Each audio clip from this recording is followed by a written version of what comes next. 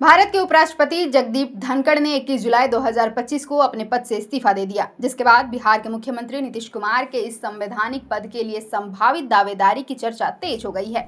नीतीश कुमार, जो बिहार के सबसे लंबे समय तक मुख्यमंत्री रहे हैं, अपनी प्रशासनिक क्षमता और सामाजिक समावेश की नीतियों के लिए भी जाने जाते हैं। उनके उपराष्ट्रपति बनने की अटकलों ने बिहार की राजनीति में नई हलचल पैदा कर दी है। साथ ही उनकी पार्टी जनता दल यूनाइटेड में उनके बेटे निशांत कुमार को नेतृत्व सौंपने की बात भी सामने आ रही है। ये हम नहीं कह रहे हैं, कई नेताओं के बयान आ रहे हैं जो ये चाहते हैं कि नीतीश देश के उपराष्ट्रपति बने।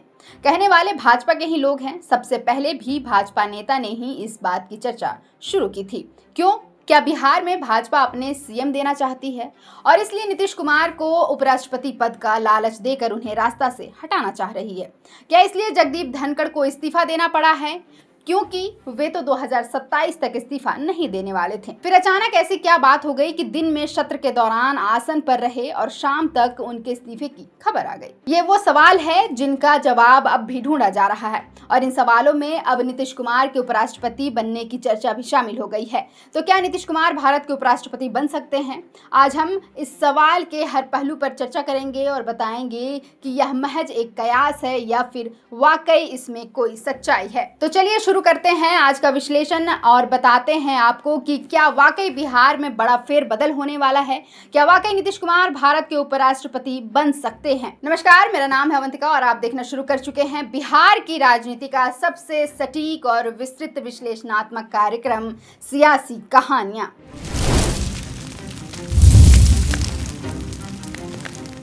नीतीश के उपराष्ट्रपति बनने की चर्चा की शुरुआत भारतीय जनता पार्टी के विधायक हरिभूषण ठाकुर बचौल के बयान से हुई, जिन्होंने कहा कि नीतीश कुमार के 20 वर्षों के प्रशासनिक अनुभव और केंद्र राज्य की राजनीति में उनकी भूमिका उन्हें इस पद के लिए उपयुक्त बनाती है। बचौल ने यह भी जोड़ा कि नीतीश को उपराष्ट्रपति बनाना बिहार के लिए शुभ होगा।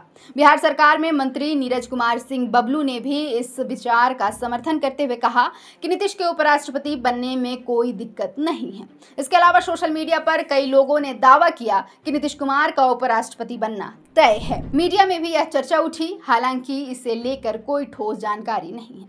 नीतीश कुमार की पार्टी जेडीयू ने इस मुद्दे पर कोई आधिकारिक बयान नहीं दिया है, लेकिन नीतीश कुमार का एक बयान मुझे याद आ रहा है जिसमें उन्होंने कहा था कि राष्ट्रपति या उपराष्ट्रपति पद में उनकी कोई रुचि नहीं है। फिर भी बीजेपी के कुछ नेताओं के बयान और सोशल मीडिया की चर्चाओं ने इस संभावना को हवा दे दी है। वैसे नीतीश कुमार उपराष्ट्रपति बनने के लिए उपयुक्त हैं और सभी अर्हताएं पूरी करते हैं। इस लिहाज से तो कहीं कोई दिक्कत नहीं है। दिक्कत है बिहार की सियासत में पल पल हो रहे बदलाव से। बिहार में भाजपा जदयू से बड़ी पार्टी हो गई है और आमतौर पर बड़ी पार्टी का ही मुख्यमंत्री होता है। भाजपा का हक भी बनता है, लेकिन नीतीश पूरे गठबंधन में सबसे सीनियर नेता हैं और सबसे लंबे समय तक सीएम भी रहे हैं। ऐसे में उन्हें सीएम की कुर्सी दी गई है।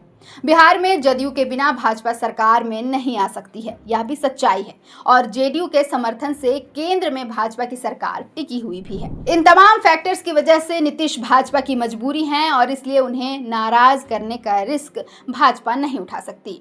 अब अगर भाजपा बिहार में अपने सीएम देना भी चाहती है तो नीतीश के लिए सम्मानजनक पोस्ट की व्यवस्था करनी होगी। सीएम से ज्यादा सम्मानजनक पोस्ट पीएम, उपराष्ट्रपति या राष्ट्रपति जैसे पद ही होते हैं। अब बिहार चुनाव से ठीक पहले जगदीप धनखड़ ने इस्तीफा दे दिया तो अपने आप सबकी निगाहें नीतीश कुमार की तरफ घूम गई। और तो और भाजपा के नेताओं ने ही यह कहने शुरू कर दिए कि उन्हें उपराष्ट्रपति बनाना चाहिए। जहां तक मेरी समझ कहती है, भाजपा के नेता खुद ब खुद तो यह नहीं कह रहे होंगे। उन्हें जरूर ऐसा कहने को कहा गया है या नहीं भी कहा गया है तो वे जानते हैं कि इन बयानों का असर क्या हो सकता है। देखिए, मुझे यह मानने में कोई समस्या नहीं है कि भाजपा बिहार में सीएम का पद चाहती है बगैर नीतीश कुमार को नाराज किए। ऐसे में जिस तरह के कयास लग रहे हैं उसकी संभावना वाकई है, लेकिन बस यही है कि कोई ठोस जानकारी किसी के पास नहीं है। भले ही आज नहीं है, लेकिन शायद आने वाले दिनों में इस बात से पर्दा उठे और जलवा दिखे। भारत में उपराष्ट्रपति का चुनाव एक संवैधानिक प्रक्रिया है जो संसद के दोनों सदनों, लोकसभा और राज्यसभा के सदस्यों द्वारा गठित निर्वाचन मंडल के माध्यम से ही होती है।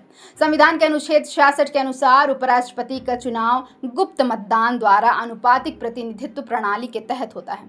इस प्रक्रिया में सांसदों के मतों का मूल्य समान होता है और बहुमत प्राप्त करने वाला उम्मीदवार विजयी घोषित किया जाता है। उपराष्ट्रपति बनने के लिए उम्मीदवार को भारत का नागरिक होना चाहिए, उसकी आयु कम से कम 35 वर्ष होनी चाहिए और उसे राज्यसभा का सदस्य बनने की योग्यता रखनी चाहिए। इसका अर्थ है कि वह किसी भी प्लाव के पद पर नहीं होना चाहिए और मानसिक रूप से स्वस्थ होना चाहिए। उम्मीदवार को संसद या किसी राज्य विधानमंडल का सदस्य होना जरूरी नहीं है, लेकिन उसे 20 सांसदों द्वारा प्रस्तावित और 20 सांसदों द्वारा समर्थित होना चाहिए। वर्तमान में एनडीए को लोकसभा और राज्यसभा में बहुमत प्राप्त है, जिसके कारण बीजेपी और उसके सहयोगी दल आसानी से किसी को उपराष्ट्रपति बना सकते हैं। अगर नीतीश चाहें तो शायद उनके लिए यह पद बहुत मुश्किल नहीं होगा। इसका एक दूसरा एंगल भी है। यदि नीतीश कुमार उपराष्ट्रपति बनते हैं तो जनता दल यूनाइटेड के सामने नेतृत्व का सवाल खड़ा होगा। नीतीश लंबे समय से जेडीयू के प्रमुख चेहरा और बिहार में एनडीए का नेतृत्व करता रहे हैं। उनकी अनुपस्थिति में पार्टी को एक मजबूत उत्तराधिकारी की आवश्यकता होगी। इस संदर्भ में उनके बेटे निशांत कुमार का नाम चर्चा में है। उपेंद्र कुशवाहा और राबड़ी देवी ने तो सुझाव दिया है कि नीतीश को पार्टी की कमान निशांत को सौंपनी चाहिए। पार्टी के पास ललन सिंह जैसे नेता भी हैं, लेकिन उनकी हालिया गतिविधियां और राजद से करीबी के कारण नीतीश के साथ तनाव की खबरें हैं। यदि निशांत को नेतृत्व सौंपा जाता है तो उनकी स्वीकार्यता और नेतृत्व क्षमता पर सवाल उठ सकते हैं, क्योंकि उन्होंने अभी तक सार्वजनिक रूप से अपनी राजनीतिक क्षमता का प्रदर्शन नहीं किया है। कई पत्रकार मानते हैं कि निशांत का नेतृत्व जेडीयू के वोट बैंक, विशेषकर कुर्मी और अन्य पिछड़ा वर्ग समुदायों को एकजुट करने में सक्षम नहीं हो सकेगा। इसके अलावा बीजेपी के साथ गठबंधन में जेडीयू की भूमिका छोटे भाई की ही रही है और नीतीश के बिना पार्टी कमजोर पड़ सकती है। ऐसे में जेडीयू के सामने एकजुटता और नई रणनीति की चुनौती होगी। लेकिन एक बात तो तय है कि नीतीश कुमार के उपराष्ट्रपति बनने की स्थिति में बिहार में नए मुख्यमंत्री का चेहरा दिखेगा, फिर चाहे वो किसी भी दल से हो। नीतीश के बाद बीजेपी अपना मुख्यमंत्री नियुक्त करना चाहेगी और जेडीयू को उप मुख्यमंत्री का पद मिल सकता है, संभवतः निशांत कुमार को। बीजेपी के संभावित उम्मीदवारों के कई नाम हैं, जिसका जिक्र अभी करना ठीक नहीं होगा या जल्दीबाजी होगी। नीतीश की अनुपस्थिति में बीजेपी को लालू प्रसाद यादव की राजनीति का जवाब देने के लिए एक मजबूत नेता की जरूरत होगी और ऐन चुनाव से पहले नीतीश को दिल्ली भेजना बीजेपी के लिए जोखिम भरा भी हो सकता है। दूसरी ओर जेडीयू की ओर से कोई मजबूत चेहरा उभरना मुश्किल लगता है, क्योंकि नीतीश ने हमेशा नेतृत्व को अपने नियंत्रण में रखा है। यदि बीजेपी मुख्यमंत्री पद लेती है तो यह गठबंधन की शक्ति संतुलन को बदल सकता है और जेडीयू को कमजोर स्थिति में धकेल सकता है।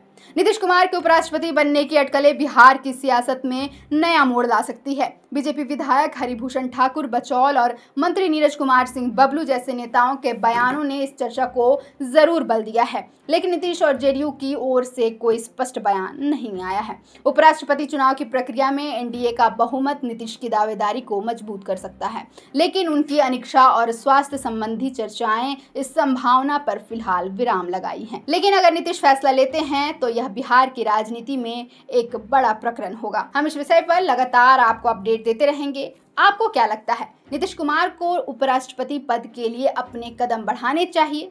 क्या बिहार को नए चेहरे की जरूरत है? अपनी राय हमें कमेंट बॉक्स पर लिखकर जरूर बताएं। साथ ही वीडियो को बाकी लोगों तक शेयर करें, जिससे हमें और भी अधिक लोगों तक पहुंचने में मदद मिलेगी। फिलहाल के लिए इस वीडियो में इतना ही। मेरा नाम है अवंतिका और आप देख रहे थे द फोर्थ पिलर। शुक्रिया।